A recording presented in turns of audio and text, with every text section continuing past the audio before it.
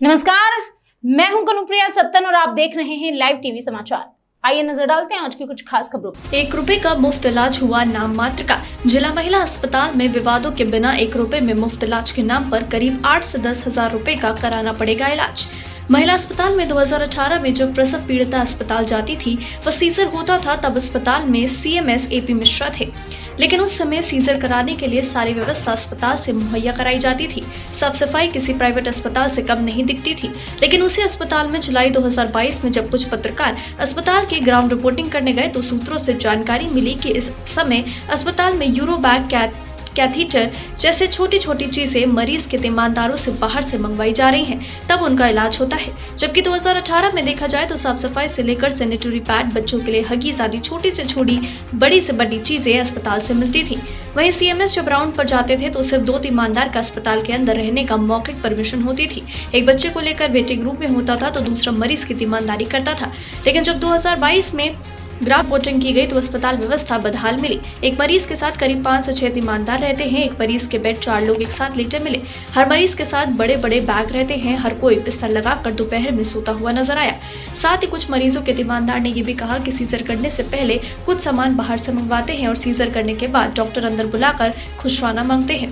लेकिन खुशवाना के नाम पर 250 रुपए से लेकर 4 से 5 हजार रुपए मांगते हैं। अगर परिजन 1000-1200 देते हैं तो डॉक्टर उसे वापस कर देते हैं। लेकिन खुशवाना मांगने का समय वो होता जब मरीज ऑपरेशन के बाद मरीज OT में होता है। ऐसे में मना करने की तो कोई हिम्मत ही नहीं होती।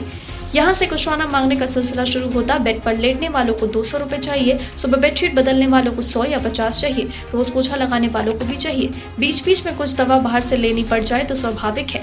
अब आइए गंदगी के बारे में भी जान लीजिए कि पहले एक मरीज के साथ 2 तीमानदार को रहना होता था, लेकिन अब देखिए एक मरीज के साथ लगभग 5 से 6 लोग रहते हैं। रात की बात छोड़िए, दिन में सब बिस्तर लगाकर वहीं सोते हैं। यही काम आशाओं का हो गया है कि काम हो या ना हो, सुबह अस्पताल खुलते ही भीड़ लगाना शुरू कर देती हैं।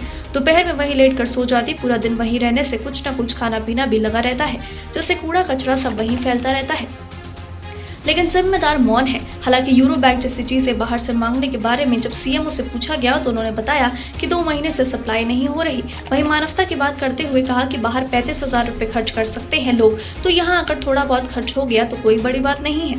वहीं अस्पताल में फर्जी भीड़ लगाने के बारे में जब पूछा तो उन्होंने बताया, हमारे यहाँ गार्ड नहीं, हम लोगों को रोक नहीं सकते। वहीं शाम को कुछ लोग हगीज बेचने 3 मंजिल तक जाते हैं जिन पर कोई अंकुश नहीं है। अब सोचने वाली बात यह है कि क्या डिप्टी CM सिर्फ सोशल मीडिया पर ही निरीक्षण करते रहेंगे या गोंडा के जिला महिला अस्पताल का भी निरीक्षण करेंगे। वहीं डॉक्टरों के बारे में देखा जाए तो जब से ट्रांसफर लिस्ट आई है तब से अल्ट्रासाउंड करने वाले कोई डॉक्टर ही नहीं है।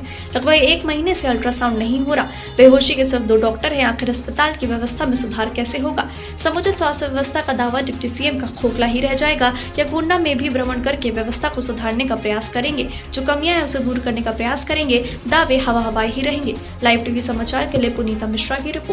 अभी के लिए बस इतना ही। बाकी खबरों का सिलसिला लगातार रहेगा जारी। अगर आप रहना चाहते हैं हर वक्त अपडेटेड, देखते रहिए लाइव टीवी समाचार।